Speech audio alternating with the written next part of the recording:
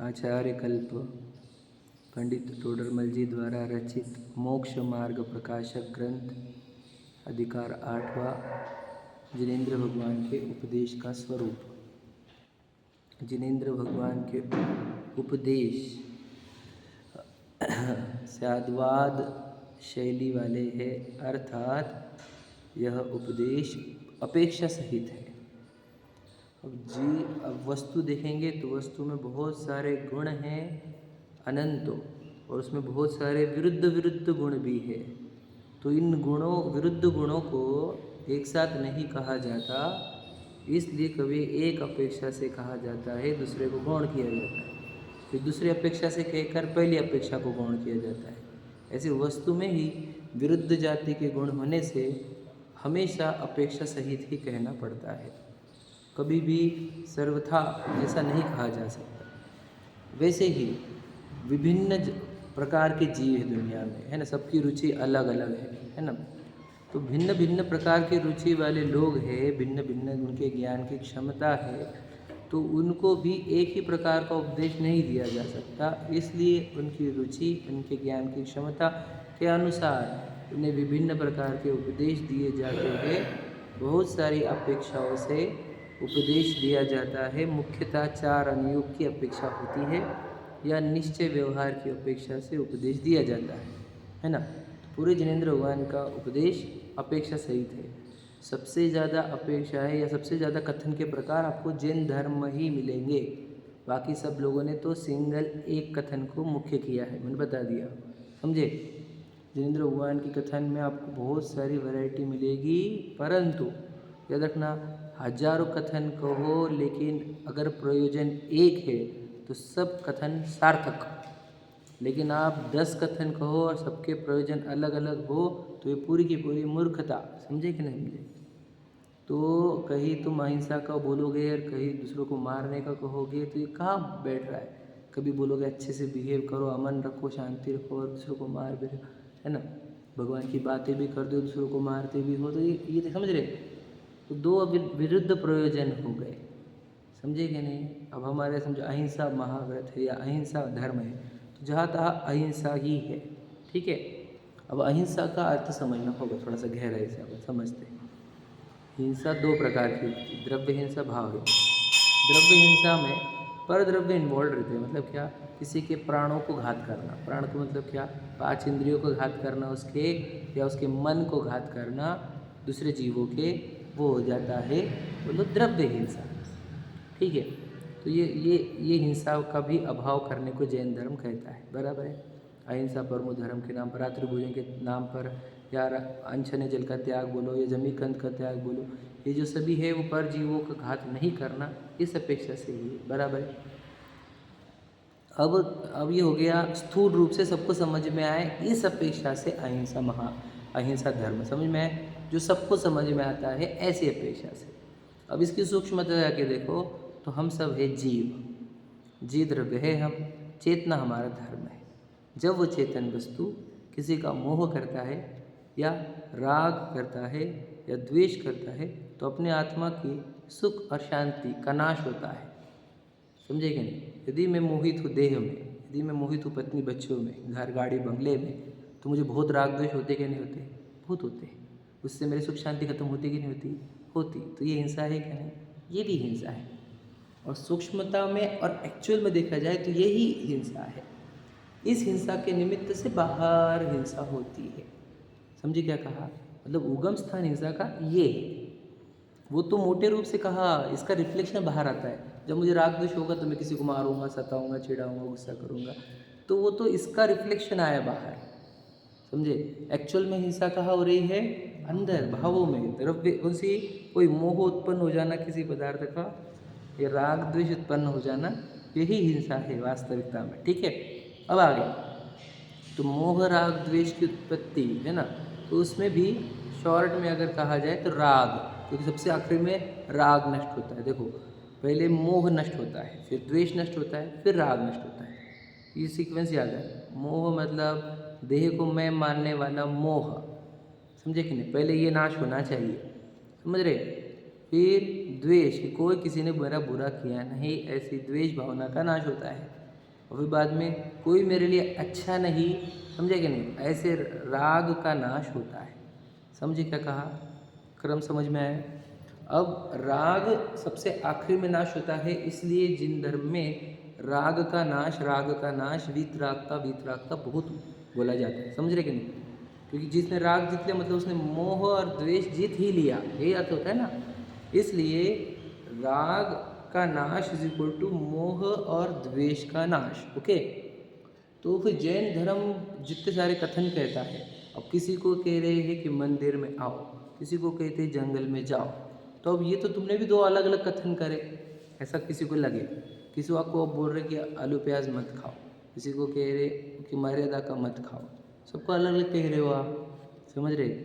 किसी को कह रहे हो कि स्वस्त्री में सीमित रहे, ठीक है, किसी को बोलते हैं स्वस्त्री का भी त्याग कर, ऐसा कैसे, समझे कि नहीं। किसी को कहा तुमने कि अमर्यादित मत रख, मर्यादित तेरी 96,000 भी चल जाएंगी हमारे को, समझे कि नहीं। और किसी को कह रहे नहीं एक में ही सीमित हो जा, किसी को कह रहे स्वर्ग स्त्री का भी त्याग कर दे। तो ये सब कथन तो ऐसे ही हो गए ना, पागल जैसे, किसको क्या, किसी को क्या, किसी को क्या, ऐसा लग रहा होगा। तो इसका उत्तर कल हमने पढ़ा था, फिर से एक बार पढ़ेंगे अपन, नहीं है। तो अर्थ क्या कहा था, वो लाइन पढ़ लेते, 302 पर आखिरी में 303 का शुरुआत। देखो समाधान पढ़ रहे हैं।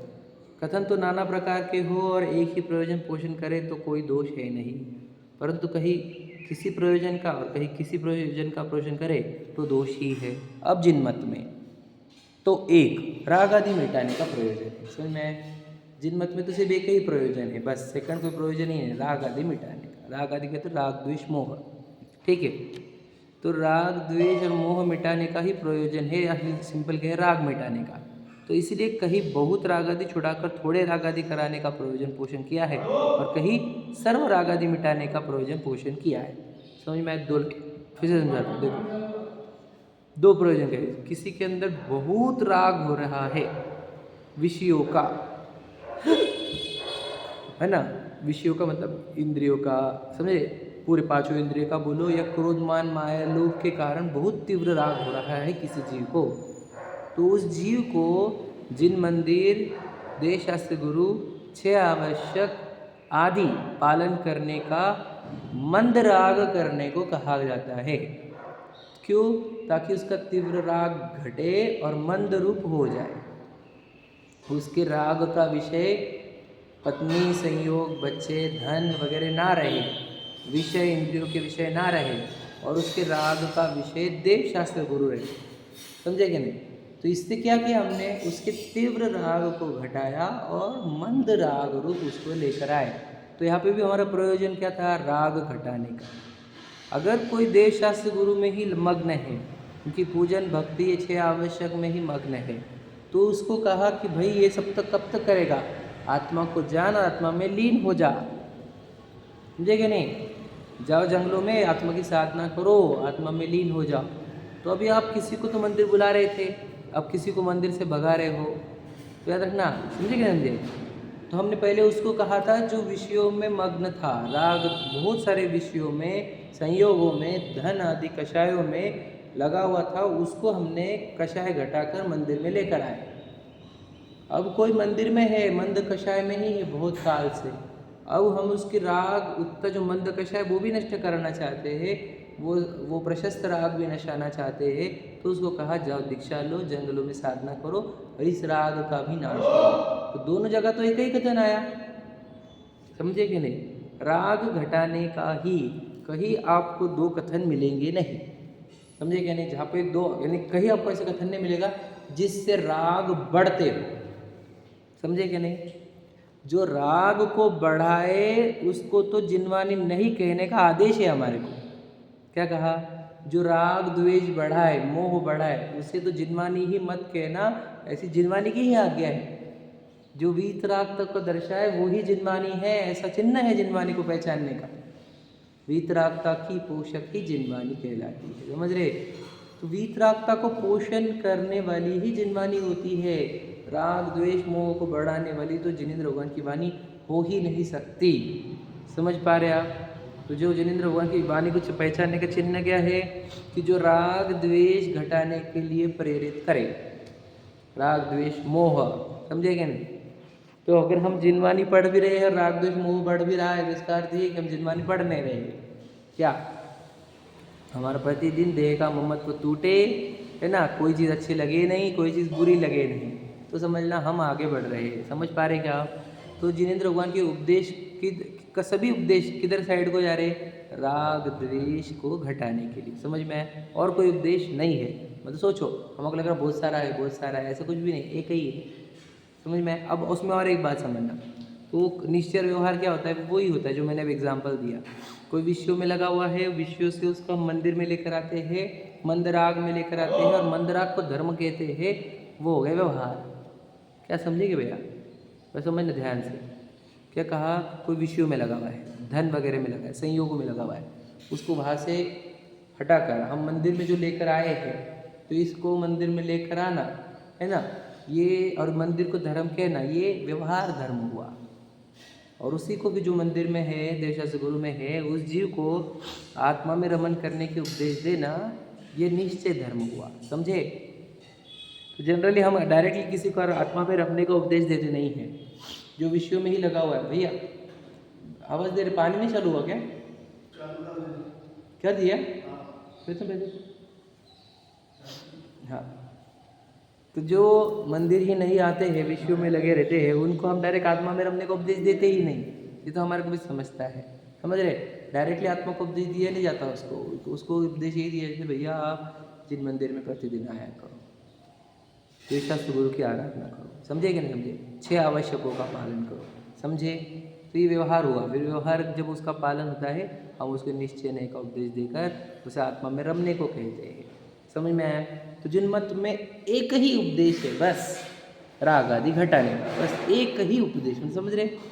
उसके अलग अलग है, हम किसी को मंदिर आने को कहेंगे या किसी को मंदिर से जाने को कहेंगे, लेकिन दोनों का उद्देश्य एक है, राग आदि घटाने का। समझे कि नहीं समझे? तो गजब की बात है, हम नहीं समझ पाया, मतलब सब अलग अलग है, अलग अलग है, कुछ अलग नहीं है, एक ही है। समझे क्या? मतलब अगर मैं जब तक मेरी पूरी अभ्यास अच्छे से नहीं होता तो कितना सारा है यार, ये कितना सारा है, कब होगा अपना कंप्लीट?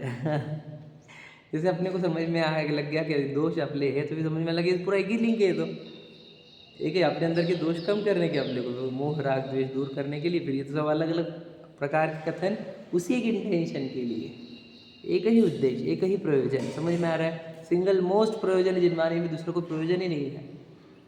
समझे कि नहीं? रोट तीज तो जैन धर्म का है कि नहीं? रोट तीज समझते होंगे, आपने समझते होंगे।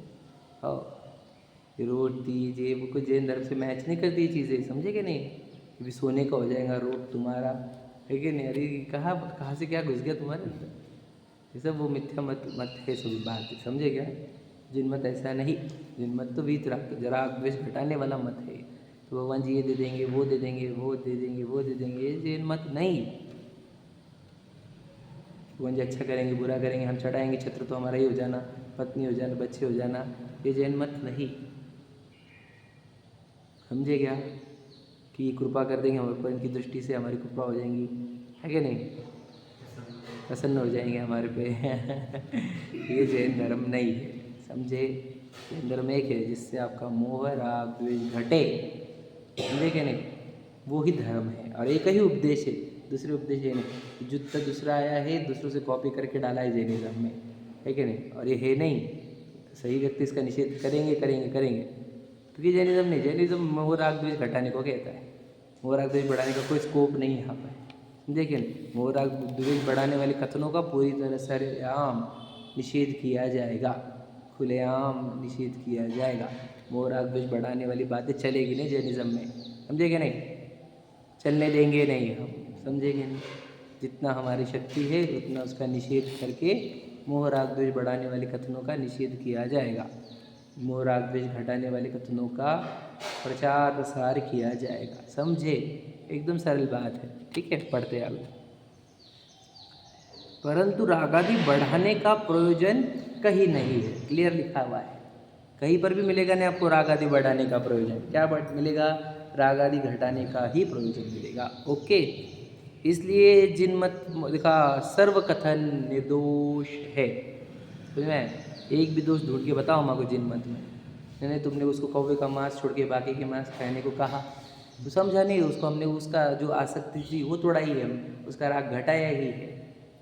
दोष बता हमारे को, कहीं पे भी दोष नहीं है भैया। उसको 96,000 रानियों को किसके अलाउड कर दिया तुमने? हम दो गए तो तुम बोलते कि अफेयर नहीं करो, ये नहीं करो। वो 96,000, तो बेटा उसका ना 6 खंड का राज्य है, उसके हाथ के नीचे 32,000 राजा है, समझे क्या नहीं? तो फिर वो उसके सब लड़कियां उसको दे देते वो सब लोग, समझे कि नहीं? तो उसको तो उसका उतना उदय है, उसके कर्मों ने पूर्व ने करने कर्मों ने उत्ते ला के दिए उसको, और न्याय में रखता है वो, कभी अन्याय का एक भी भोग नहीं करता, समझे कि नहीं? तेरा अगर पुण्य को दे रहता तो तू भी राजा बनता, तू चक्रवर्ती बनता, तुझे 96,000 रानी मिलती, हमारा थोड़ी प्रॉब्लम था। अब तू लेके आए पुण्य का उदय एक का, ठीक है नहीं? वो 96,000 रानी ज़्यादा बोलते थे ना, तेरी तो एक रानी और वो भी कहानी, समझे कि नहीं? तू तेरे तो उदय भी नहीं इतने अच्छे है, तू क्या कोई सब गलत काम कर रहा है, भूल क्या रहे? तो उसको 96,000 में सीमित किया तो इसलिए क्योंकि वो हमारे आदि भी कर सकता था, लेकिन वो न्याय में अपने 96,000 के बाहर नहीं जाता, वो न्याय में है, समझ रहे कि नहीं? तो न्याय मतलब वही तीव्र कषाय छोड़ी, तीव्र राग आदि छोड़े, मंद राग में है वो। तो याद रखना, जिसको तिसको उसको राग आदि घटाने का ही उपदेश है, एक ही उपदेश है, दूसरा कोई उपदेश राग आदि बढ़ाने का उपदेश नहीं। तो उसको 96,000 है तो आपको अलाउड कर दिया कि 96,000, 2-4 अलाउड कर दी क्या? नहीं, आपको बोला नहीं, एक में सीमित रहो आप, संतुष्ट रहो, सदार संतुष्ट व्रत दिया है आपको, समझे कि नहीं? और फिर वो भी छोड़ो बाद में, है ना? ब्रह्मचर्य प्रतिमा में छोड़ दिया जाता है, स्वस्थ का भी, समझे कि नहीं? स्वपुरुष ब्रह्मचर्य सात्विक प्रतिमा में ही, समझे कि नहीं? बाद में तो महाव्रत ही है, फिर ब्रह्मचर्य महाव्रत, समझे? तो किसी को ऐसे राग बढ़ाने वाले कोई उपदेश दिए ही नहीं जाते यहाँ पर कि खाओ पियो ऐश करो घूमो फिरो, है ना? ये कोई उपदेश नहीं मिलेगा यहाँ पर, समझे कि नहीं? तो उपदेश यही दिया जाएगा कि मोह कम करो, देहा पर नहीं है, समझे कि नहीं? पहला पर उपदेश कौन सा रहना चाहिए? मैं देह नहीं हूँ, ये वाला। ये नहीं कि ये छोड़ो वो छोड़ो वो छोड़ो, नहीं, पहले मैं देह नहीं हूँ ये पक्का कर, फिर तुझे छोड़ना आसान हो जाएगा। नहीं, हम देह को मैं मानेंगे और वो चीज़ें छोड़ेंगे, तो बेटा तू वापस सीक्वेंस मिस्टेक कर रहा है। ऐसे है लोग, हमने देखे, ऐसे एक ने हज़ारों लाखों लोग हैं जो देह को मैं भी मानते हैं और इधर से चीज़ें छोड़ते भी जाते हैं। बेटा तेरे वो से वो तू बाहर से शरीर से छोड़ रहा है, तेरे मन में आत्मा में वो बना हुआ ही है।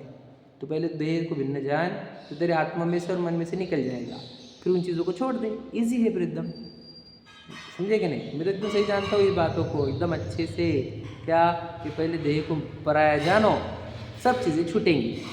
देह को मैं मानोगे, एक भी चीज़ छूटेगी नहीं, रूल याद रखना इस बात का, ये रूल्स है ये सब मुझे बता रहा हूँ, समझे कि नहीं? तो देह को मैं मानना, पहला त्याग किसका करने का? आलू का, प्याज का? तो बोले देह को मैं मानने का त्याग करते हैं समझे क्या कह रहा हूँ? रात्रि भोजन त्याग करे कि क्या करे, पहले तो देह को मैं मानना त्याग दे, समझे क्या नहीं? बस तेरा बाकी के सब त्याग आएंगे, गारंटी लिख ले हमारे से। पहला त्याग देह को मैं मानने वाला, समझे क्या? मिथ्यात्व का त्याग, क्योंकि देखो रात्रि भोजन काय में आता है? हिंसा पाप में, बराबर है, करेक्ट? अब हिंसा पाप का बाप होता है लोभ कषाय, लोभ कषाय के कारण वो हिंसा करता है, और लोभ कषाय का बाप होता है मिथ्यात्व, समझे कि नहीं? तो रात्रि भोजन छोड़ना, समझे कि नहीं? मिथ्यात्व को पाप का दादा कहा है ना, बच्चों को सिखाते हैं हम। तो दादा को पहले नाश करो भैया, बच्चे और पोते उसके कोई काम, वो कमज़ोर है, दादा बैठा हुआ है अंदर, समझे कि नहीं? वो मिथ्यात्व का, देह को मैं मानने वाला दादा, समझे कि नहीं? तो देह को मैं मानने वाला मिथ्यात्व पहले छोड़ो, समझे कि नहीं? फिर राग द्वेष छोड़े जाते, समझा क्या? पहले देह को मैं मानना छोड़ो। ओके, देखो आगे।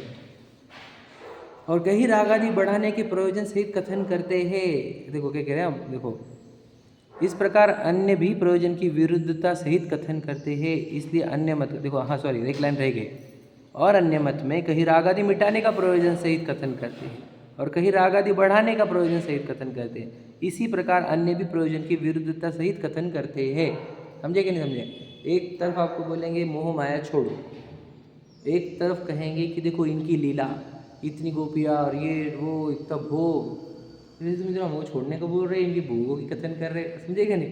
तो इधर राग का पोषण और राग और कभी राग का अभाव, तो ये गड़बड़ हो जाती फिर वो मिस्टेक, समझे कि नहीं समझे? यहाँ पे गड़बड़ हो रही है, समझे क्या कहा? एक तरफ उनके भोगों की गीत गा रहे हैं तुम, है ना, और हमारे भोगों को बोलते कि मोह माया छोड़ो। तो हमारे देखो, हमारे भगवान जी हो या हमारे मुंडराज हो, भोगों को छोड़ने वाले हैं ना, आदर्श भी हमारे भोगों को छोड़ने वाले, इसलिए हमारे को भी क्या बोले थे, भोगों को छोड़ो। अब इनके आदर्श का भोग करने वाले और उपदेश क्या दे रहे, भोग छोड़ो। आप समझे कि नहीं? लॉजिक समझ रहे क्या कह रहा हूँ मैं? आदर्श जो है तुम्हारे, तुम उनको भोग वाला बोलते हो और हमारे को उपदेश देते हो भोग छोड़ो, तो ये कॉन्ट्रोवर्सी क्रिएट हो गई, दो अपोजिट प्रयोजन क्रिएट हो गए। इसलिए सही कथन नहीं कहा जा सकता इसको तो पागलपन कहा जाता है। समझे क्या नहीं? एक अगर भोगों को छोड़ने का उपदेश दे रहे हो तो हमारे सामने आदर्श भी वो रखो, कौन सा? जिसने भोग छोड़े हैं। आदर्श रखते हो भोग वाले और उपदेश देते हो भोग छोड़ने वाले, समझे कि नहीं? अब हमारे जैन धर्म में आदर्श भी भोग छोड़ने वाले और उपदेश भी भोग छोड़ने वाले, समझे कि नहीं समझे? ये अंतर है सर? नहीं, ये अंतर है। जैनिज्म में कभी कॉन्ट्रोवर्सी मिलेगी नहीं आपको, कभी भी नहीं। पूर्वापर सब दोष रहित है। पूर्व अपर मतलब पहले कहा गया और बाद में कहा गया, कोई भी कथन आपको कॉन्ट्रोवर्शियल मिलेगा ही नहीं, कभी नहीं मिलेगा। पूरा आप जैन शासन 4 अनुयोग और लाखों करोड़ों शास्त्र निकाल के बताओ एक आधा दोष हमारे को। मैं चैलेंज करता हूँ, ओपन चैलेंज, कि मुझे पूरे जैन शास्त्र में से एक दोष निकाल के बताना किसी ने, समझे कि जिंदगी भर गुलामी करेंगे उसकी। बताना हमारे को जिन मत में दोष, इतना गारंटी से बोलता हूँ। ये जीवन नहीं, 7 जन्मों तक उसकी गुलामी कर दूंगा मैं अगर एक जनमत में एक भी दोष है तो। ये क्यों बोलना चाहता हूँ? निर्दोष वाणी है पूरी, एक भी दोष नहीं है, कहीं राग की पुष्टि नहीं है, कहीं मिथ्यात्व की पुष्टि नहीं है। हमेशा मिथ्यात्व का विरोध, राग द्वेष का विरोध ही किया गया है, निषेध ही किया गया है, समझे क्या नहीं? कहीं पे भी राग द्वेष मोह की पुष्टि नहीं है। यानी सोचो कितने शास्त्र, लाखों करोड़ों शास्त्र, उनके शब्द कितने, सोचो सेंटेंसेस कितने, सब एक सुर में बोलते हैं, बोलो मोह राग द्वेष का नाश। आप समझे? कोई दूसरा कथन ही नहीं है। और जैसे दादा बोलते हैं क्रमबद्ध के लिए, मैं बोलता हूँ आप जिन शास्त्र को कोई भी कथन लाओ मेरे सामने, आंखें बंद करता हूँ मैं, कोई भी ग्रंथ लाओ, कोई भी लाइन लेके आओ मेरे सामने, है ना, मैं बता दूंगा कि ये कथन देखो राग द्वेष के नाश के लिए ही है, वीतरागता के लिए ही है। कोई भी कथन, सिंगल ऑब्जेक्टिव, सिंगल प्रयोजन, मोह राग द्वेष का नाश, समझे? दूसरा प्रयोजन नहीं। तो जैन मत में अन्य मत में अंतर समझ पा रहे आप? आदर्श भोग वाले, उपदेश भोग के त्याग वाले, समझ रहे? कहीं भोग का पोषण, कहीं त्याग का पोषण, जिससे कंट्रोवर्सी क्रिएट होती है माइंड में, द्वंद्व, समझे कि नहीं? और जिन मत में आदर्श भी त्याग वाले, उपदेश भी त्याग वाले और हर कथन त्याग वाला ही, समझे कि नहीं समझे? बात समझ रहे? त्याग के बारे में हमेशा बोलता हूँ एक बात याद रखना, त्याग किसका किया जाता है पता है? बोलो किसका त्याग किया? एक वर्ड में बोलना। हाँ सर, एक वर्ड में त्याग किसका किया जाता है? उत्तर तो एकदम ईजी है, आप जो बोल रहे हो वो भी सही होगा, लेकिन एक तो दुख का त्याग किया जाता है। दुख हम गड़बड़ करते हैं इस बात में समझने के लिए। जो दुख देते उसका त्याग करो, बस सिंपल तो है एकदम इजी, एकदम इजी। लोगों को त्याग दुखदायी लगता है। मैं बोलता अरे दुख का तो त्याग किया हमने, मुझे विषय कषाय बहुत दुख देते थे इसलिए मैंने उसका त्याग किया। मिथ्या तो अनंत दुख देता था इसलिए उसका त्याग किया हमने, समझे कि नहीं? त्याग दुख का ही किया जाता है। तो अनंत दुख देने वाला मिथ्यात्व, इसलिए मिथ्यात्व का त्याग पहले, मैं यही तो बता रहा था अभी 2 मिनट पहले आपको, समझे कि नहीं समझे? तो जिनमत में हमेशा त्याग का उपदेश दिया, तो त्याग किसका? तो त्याग बोलते हमारे लिए कर चीज़ छुड़ा रहे हमारे से, अच्छी चीज़ें नहीं, दुख देने वाली चीज़ें छुड़ाएंगे तुम्हारे से, तुम्हारे दुखों का त्याग कराते तुम्हारे से ताकि तुम्हें अनंत सुख मिले, समझे कि नहीं समझे? जन्मत त्याग का ही अर्थ सुख वाला मार्ग है। दुनिया त्याग का उपदेश नहीं देगी, भोग का तो दुख का उपदेश है, क्योंकि भोग आकुलता सहित होने से दुखदायक कार्य है। भोग बुरे भरोग बढ़ावे बैरी है जग जी के, बेरस होए विपाक समय अति सेवत लागे नीके, है ना। अग्नि विष से विषधर से ये अधिके दुखदाई, धर्म रतन के चोर प्रबल अति दुर्गति पंथ सहाई। समझिए क्या कहा? धर्म रतन के चोर प्रबल अति दुर्गति पंथ सहाई। समझ रहे? धर्म रतन का चोर है वो भोग, समझे कि नहीं? दुखदाई है, दुर्गति पंथ को सहायता करता है, समझे कि नहीं? भोग इतने दुखदायक होते हैं। जिन मत में जहाँ तहाँ भोगों का त्याग, वीतरागता का उपदेश, मोह राग द्वेष का त्याग, यही उपदेश मिलेगा, कहीं पे भी भोगों का पोषण नहीं मिलेगा। हमारे इसलिए अष्टमी हो, चौदस हो, अष्टानिका हो, दस्तक्षण पर्व हो, या रक्षाबंधन पर्व हो, या दिवाली हो, ये सब त्याग वाले हमारे पर्व है। एक भी भोग वाला पर्व नहीं। नहीं नहीं, दिवाली तो बढ़िया भोग हुआ, तुमने कर दिया उसको दूसरों से कॉपी कर करके। निर्वाण का पर्व था, केवल ज्ञान का पर्व था, समझे कि नहीं? तुमने दूसरों से कॉपी कर करके भोगों का पर्व बना दिया उसको। भगवान महावीर जी चले गए थे आपसे, दूर हुए थे, इस बात का आनंद मना रहे हो। इस धरती पे 42,000 साल तक तीर्थंकर नहीं रहने वाले हैं, आप पता है तुम्हारे को? उस बात का जश्न मनाया जा रहा है क्या? मैंने बोला तो पहले तो बहुत कंट्रोवर्सी हुई थी, याद है आपको? किस बात का उत्सव चालू है यहाँ पर? तीर्थंकर जाने का। उनका अच्छा हुआ ये बात सही, लेकिन हमारे से तो विरह हुआ ना। फिर हमने उसको भी हमने भोगों का पर्व बनाया। सोचो, जो हमारे लिए दुखद कार्य था, सोचो जिस दिन आपके पिताजी के, उस दिन आप मस्त एंजॉय कर रहे हो, अच्छा लगेगा आपको?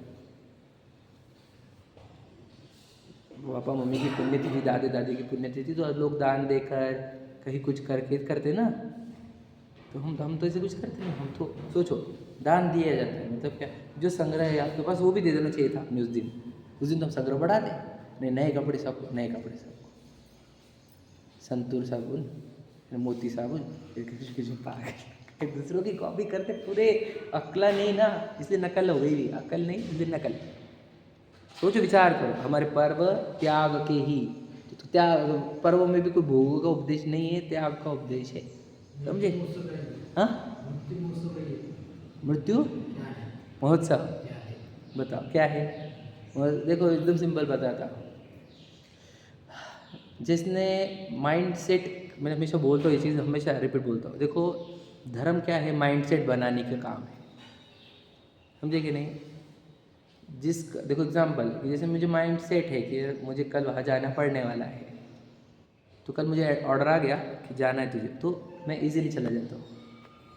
और मेरी कल की प्लानिंग ये थी कि मैं एक काम करने वाला हूँ, और तब मेरे को फ़ोन आ गया कि नहीं तो कभी नहीं, अब भी निकलने का है, तो क्या हो जाता है? अरे यार, तो क्या हो जाता है? अपन हक्के बक्के रह जाते, क्या यार, क्या यार, मतलब क्या करने का, तो तुम इधर भेज दे रहे, समझे क्या? ये बात समझे?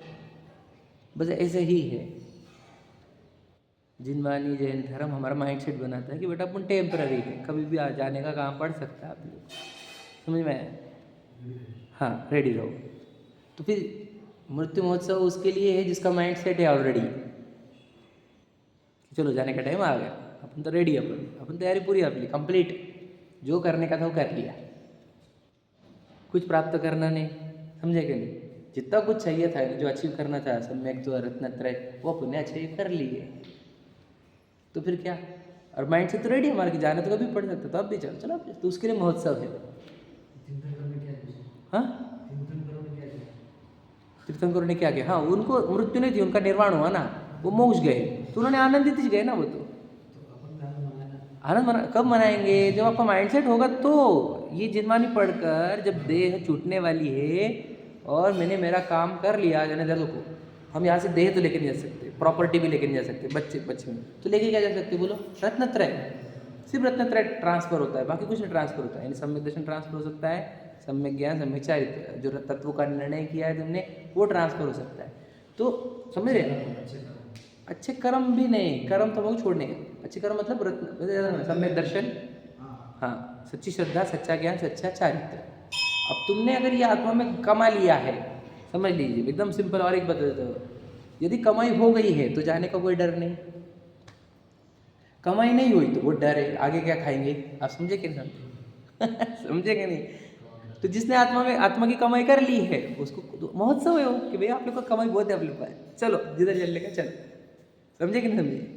और जिसकी कमाई नहीं हुई उसको कितना डर, सोचो, जिसने जो कमाया जिंदगी भर, वो तो सब छूट रहा है यहाँ पर, तो उसको महोत्सव होगा वो, उसके लिए तो मातम है वो, है कि नहीं? मातम, शोक है फिर उसके लिए, शोक सभा, शोक का अति शोक वाली वार्ता, शोक उसके लिए है।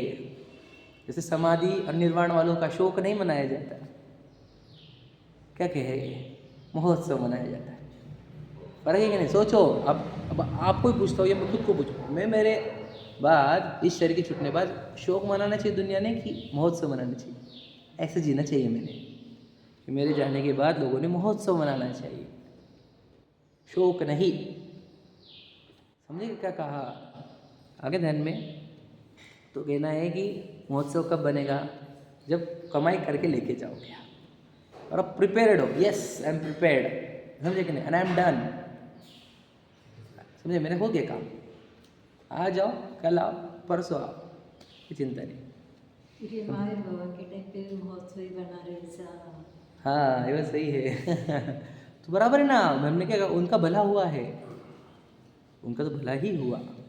भगवान महावीर कमाई करके ही लेके अपनी, तो फिर से उनका तो बुरा नहीं हुआ, समझे कि नहीं? बाकी लोगों का हमारा विरह होगा ऐसे ये बात, हाँ, विरह ही हुआ ना आपको, समझे कि नहीं? वो टाइम पे महोत्सव क्यों मनाया गया कि भाई बाबा महावीर का अच्छा हुआ, इसलिए था वो महोत्सव। लेकिन अभी वो गए, उस बात का, किस बात का महोत्सव है ये? समझे क्या? इस बात से समझ रहे? तो कहना क्या है कि जैन धर्म प्रिपेयर करता है, और त्याग किसका किया जाता है? दुख का। तो जहाँ तहाँ आपको त्याग का उपदेश मिलेगा, कहीं पर भी भोग का उपदेश नहीं मिलेगा। और अन्य मत में कभी भोग का, कभी त्याग का, इसलिए वहाँ पर हमेशा द्वंद्व, कंट्रोवर्सी बनी रहती है, समझे कि नहीं? वो बोलते ये अवतार, इतने सारे अवतार हमारे, अब एक अवतार है जो त्याग कर रहा है, एक अवतार पूरे भोग कर रहा है, कैसे अवतार है हमारे? एक अवतार बोल रहा है कि षड्यंत्र करो, समझे कि नहीं?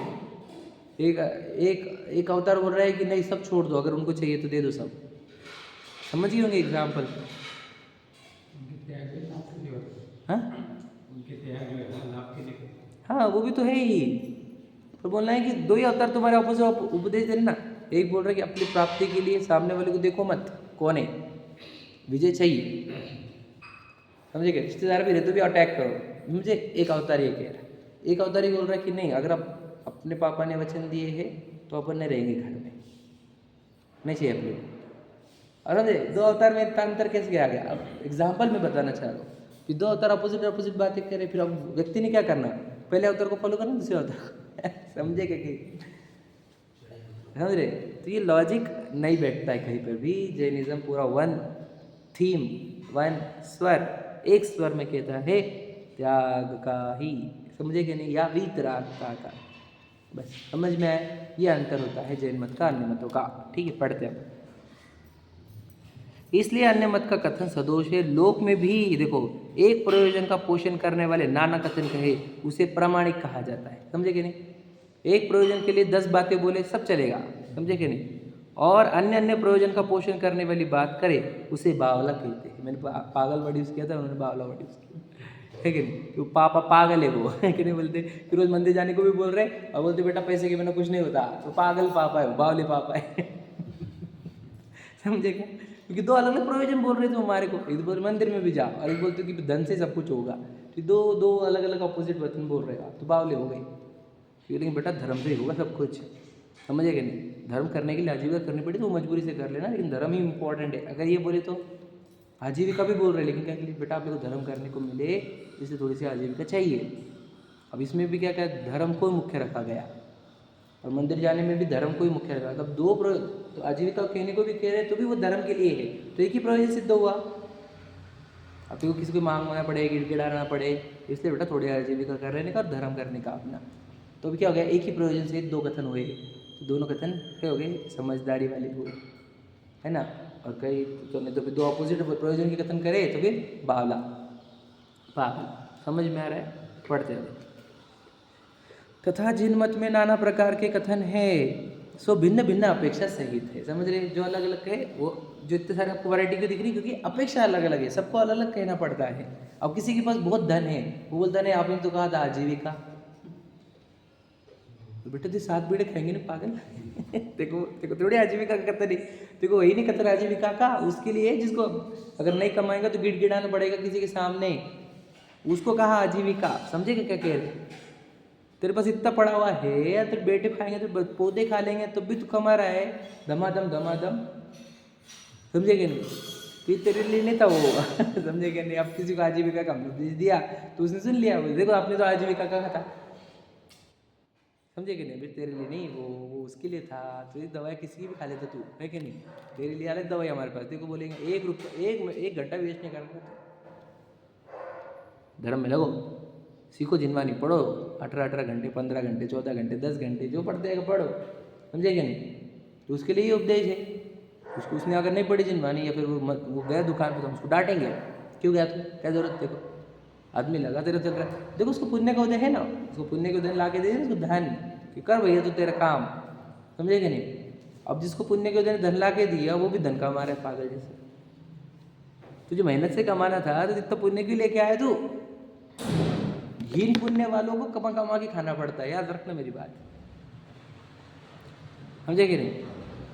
भाग्यवान को तो मिलता है सिल्वर स्पून बोलते हैं दुनिया जिसको, वो सिल्वर स्पून लेकर आता है कि नहीं। हाँ, फिर उसने क्या करना चाहिए, मेहनत करनी चाहिए नहीं। तू बेटा भाग्यवान होकर मेहनत कर रहा है, गधी मेहनत, समझे कि नहीं। काय को कर रहा है, देखो तो इतना भाग्य ने साथ दिया है तो कर, धर्म का आराधना कर, है कि नहीं। स्वयं को पहचान, मैं कौन हूँ, ये जन्म मरण का अभाव का है, ये कर। लेकिन जिसको नहीं है वो भाग्य, तो उसने आजीविका देख कर फिर कर भैया, तो समझे कि नहीं समझे। देखो अन्य मत में एक ही अपेक्षा सहित अन्य कथन करते हैं, वहाँ दोष है। देखो क्या कह रहे, यहाँ पर क्या कह रहे, अन्य अपेक्षा सहित कथन होने से अन्य कथन है। वहाँ पर अपेक्षा एक ही है और कथन अन्य है, वो भी एग्जाम्पल दे रहे। जैसे जिन देव के वीतराग भाव है और समूह शरणादि विभूति पाई जाती है, वहाँ विरोध नहीं है, समझे कि नहीं। वीतरागी भी कहा और समूह शरण विभूति किसके आ गई, पूर्व कर्मों ने, कुबेर ने, इंद्र ने रची है। उन्होंने मांगी नहीं, इच्छा नहीं, चाहिए भी नहीं, लेके जाते भी नहीं, तो वितराग का भाव भी पोषण हुआ और समूह शरण की विभूति भी पोषण हुई, समझ में, दोनों सिद्ध हो गए, निर्दोष दोनों भी। ठीक है, आगे वह विरोध नहीं है। समूह शरणादि की विभूति की रचना इंद्रादिक करते हैं, उनको उनमें रागादिक नहीं है, इसलिए दोनों बातें संभवित है, समझे कि नहीं। वितरागता भी सही है और समूह शरण भी सही है, समझे क्या लॉजिक, क्या कह रहे हैं। दो बातें कह रहे हो आप, बोलते वितरागता भी और एक तो समूह शरण का वैभव, समूह शरण को इतना सारा वैभव भी है तो बोले वितरागी भी है, ऐसे कैसे भैया। वितरागता रहने के साथ समूह शरण की विभूति है, इसलिए ये कथन विरोध वाला नहीं है, समझे कि नहीं समझे। अब समझो, अब दूसरे देखो, अन्य मत में ईश्वर को साक्षीभूत वितराग भी कहते हैं, और वितराग वर्ड चुराया उन्होंने हमारे से, ठीक है, तथा उसी के द्वारा काम क्रोधादि भाव निरूपित करते हैं। सो एक आत्मा को वितरागपना और काम क्रोधादि भाव कैसे संभवित है, कि भगवान दंड देता है भैया गलत करेगा तो, समझे कि नहीं। जब भी उनको गलत दिखा जाती है तो वो जन्म लेते हैं, तो मतलब राग द्वेष हो गए क्या उनको, फिर नष्ट भी करते हैं संसार को, फिर बनाते भी है। एक तो वितरागी बोल, साक्षी बोल, या फिर ये अच्छे बुरे करते बोल। अच्छे बुरे करने वाले बोलता है तो वितरागी नहीं, फिर भगवान भी नहीं, और भगवान जी है तो फिर अच्छे बुरे करते नहीं, फिर समझे कि नहीं, साक्षी रहते हैं, समझे कि नहीं समझे। तो वो देखो आप वितराग भाव भी बोलेंगे, वर्ड यूज़ किया हमारा, और फिर भगवान जन्म भी लेते हैं बार बार, अच्छे का अच्छा करते हैं, बुरे का बुरा करते हैं, ठीक है नहीं। भगवान ही सबका अच्छा बुरा करते हैं, राम की इजाज़त के बिना पत्ता भी नहीं हिलता, ऐसे सब कथन दुनिया में प्रसिद्ध है। तो फिर एक कथन बोलो तुम कुछ तो भी, समझे क्या नहीं। एक तो तुम वितरागता बोलो, या फिर वो अच्छा बुरा करते हैं ये बोलो। अगर वो अच्छा बुरा करते तो वितरागी नहीं, और वितरागी तो अच्छे बुरे करते नहीं, यही है वो अर्थ, समझे कि नहीं। अब देखो हम क्या कहें, एकदम सच्चाई बात है, ये पंचम काल का ही प्रकोप समझो, कि लोगों की मैच्योरिटी अंडरस्टैंडिंग इतनी घटती स्पीड से, समझे कि नहीं। पहले के लोगों का एकदम सरल था कि वितरागी रहना, अर्थात क्या, किसी से राग नहीं करना, तो हजारों की भीड़ सब छोड़ के चल जाती थी अपने आत्मा की आराधना के लिए। 16,000 संघ, 20,000 संघ, 80,000 का संघ, ऐसे संघ रहते थे, समझे कि नहीं। तो सबको प्योर पक्का था कि देह असंयोग का राग नहीं करना, मोह नहीं करना, अपनी वस्तु नहीं, समझे क्या। अब तो ऐसा विकृत हुआ। मैं आपको और बता देता हूँ बात। जो गाँव में रहते थे तो क्या है, भूख लगती थी तो क्या करने का भोजन, तो फिर उन्होंने ये विचार किया कि ये करा सकते हैं, ये कर सकते हैं, तो थोड़ा नेचुरल जीवन जीते थे। और सिटी में आ गए तो अनाज डायरेक्ट आ जाता, समझे कि नहीं। कभी खेत देखा नहीं, कभी वो कैसे उगते हैं वो पता नहीं, कोई भेड़ से या गाय से दूध निकल रहा है वो पता नहीं, डायरेक्ट वो घर पे लेके आया था, नेचुरल दुनिया से पूरी तरह बाहर। अब यही सोचने को विचार नहीं कि देह किसने उत्पन्न करी, कैसे कर्म का उदय होता है, समझे कि नहीं। वहाँ पर तो सब समझता था भाई अपने को क्यों नहीं मिल रहा, क्यों नहीं मिल रहा, ये किसके आ गया, ये शरीर क्यों मिला, ये गाँव क्यों मिला, सोचने को समय भी था। पहले के लोग बोलते ना बहुत रिलैक्स माइंड वाले थे। अब आज हो गया क्या, मैं आपको बताऊँ। अब उनका रिलैक्स माइंड का कारण बताता हूँ, थोड़ा सा और साइंस बता देता हूँ। बॉडी पूरी तरह व्यस्त थी काम करने में, तो मन जो शरीर काम करता था उसी के साथ लग जाता था। समझे क्या कहा। तो मन के पास जितना काम किया जा रहा है फिजिकली, उतने में ही उनको रखना था मन को। तो मन एकदम शांत रहता था एक काम करने का उसको, वो जो कहा। और फिर जब काम शरीर का काम खत्म हो तो शरीर थक जाता था, तो फिर मन से वो विचार भी कर पाते थे कौन से फ्रूटफुल, क्या जीवन कैसा जीना चाहिए, क्या अच्छा है क्या बुरा है कि नहीं। समझे क्या, ध्यान से सुनना। अब आप हुआ क्या है वो बता। आज के डेट में क्या हो गया, फिजिकल इन्वॉल्वमेंट फिर जीरो हो गया ऑलमोस्ट। पूरी मशीनरी का यूज़ हो रहा है और बाइयों का यूज़ हो रहा है, समझे कि नहीं।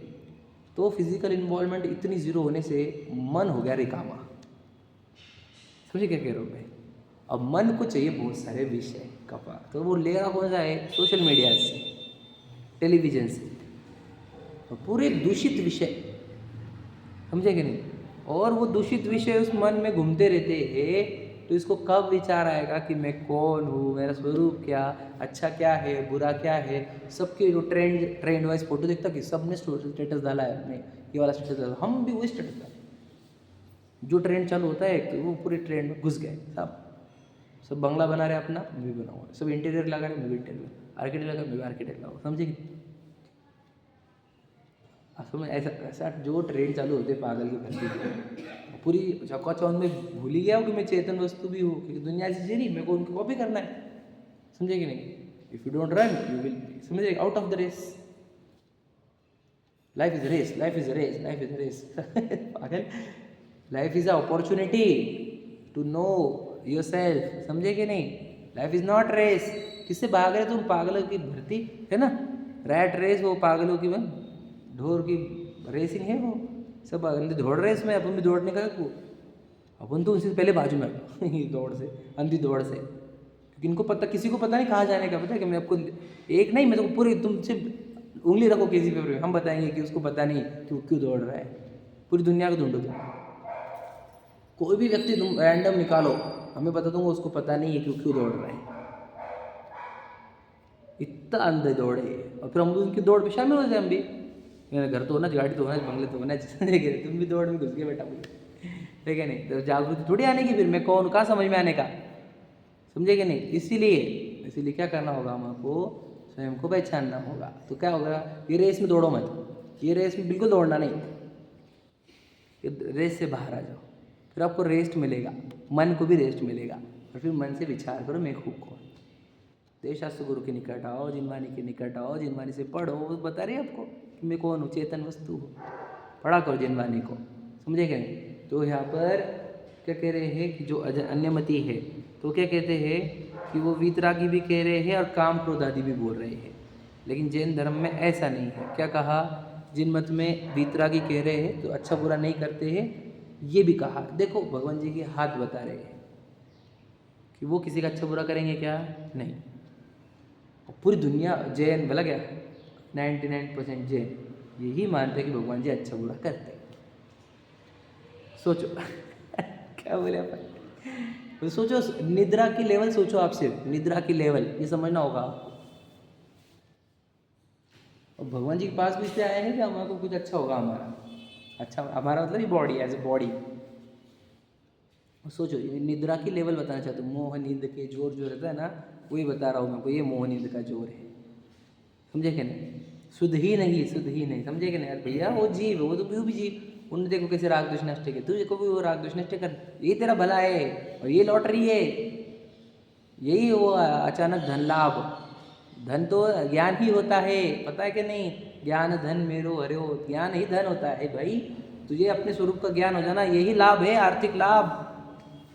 बताओ दिवाली के दिन लक्ष्मी पूजन करते कि नहीं भैया, जय जय माँ लक्ष्मी, समझे कि नहीं, प्रसन्न हो जा, भैया कोई मेरे नुकसान, तो पागल हो गया, वो अजैनों की बात है। पढ़ ले, जो पूजा की किताब आती है उसमें कौन सी पूजन है? केवल ज्ञान लक्ष्मी। भैया केवल ज्ञान ही लक्ष्मी है। ये लौकिक लक्ष्मी तो लक्ष्मी नहीं, मिट्टी है, वो तो पुद्गल है। मतलब ज्ञान को ही लक्ष्मी कहा गया है सब तरफ। हम अज्ञानी, वो अज्ञानी लोगों को मिट्टी को धन मानने की भ्रांति थी। हम ज्ञानी होकर भी वो मिट्टी के धन को धन मान रहे हैं, ज्ञान को धन नहीं मान रहे। विचार करो। तो ये फिर जिनेंद्र भगवान के पास आकर उनको जैसे देखो वो धनपति है, कौन से? केवल ज्ञान से धनी है वो, और मैं केवल ज्ञान से बोलो धनी नहीं निर्धन हूँ, इसलिए मैं धनवान होने के लिए आया हूँ। तो यस, आई एम हियर, अमीर बनने के लिए ही आया हूँ मैं, लेकिन लौकिक अमीर नहीं, समझे क्या? नहीं, अलौकिक अमीर बनने के लिए आया हूँ। समझ रहे क्या? तो ये हमारे को समझना होगा। हम कैसे आते हैं? निद्रा में मिट्टी दिमाग को भर के लिए वो मिट्टी लेकर अंदर आते रहते हैं। भगवान जी को मिट्टी वाला ही देखते हैं, और मिट्टी मिल जाए, मिट्टी मिल जाए। हमें इतनी पूजा करते तो अपने बहुत सारी मिट्टी मिलेगी, अब ऐसा है लोगों का। लेकिन वास्तविकता ये है कि तू मिट्टी नहीं, वो मिट्टी नहीं, तू चेतन, वो चेतन, वो चेतना से परिपूर्ण शुद्ध चेतना, तेरे अंदर शुद्ध चेतना चल रही है। तो शुद्ध चेतना, तेरी चेतना को शुद्ध कर ले इनके निमित्त से, समझे क्या? नहीं, ये है जिनवानी, ये है जयेंद्र। हम समझते नहीं हैं। जागो तो सवेरा, समझे क्या? नहीं जागो तो अंधेरा ही अंधेरा है ना। चलो।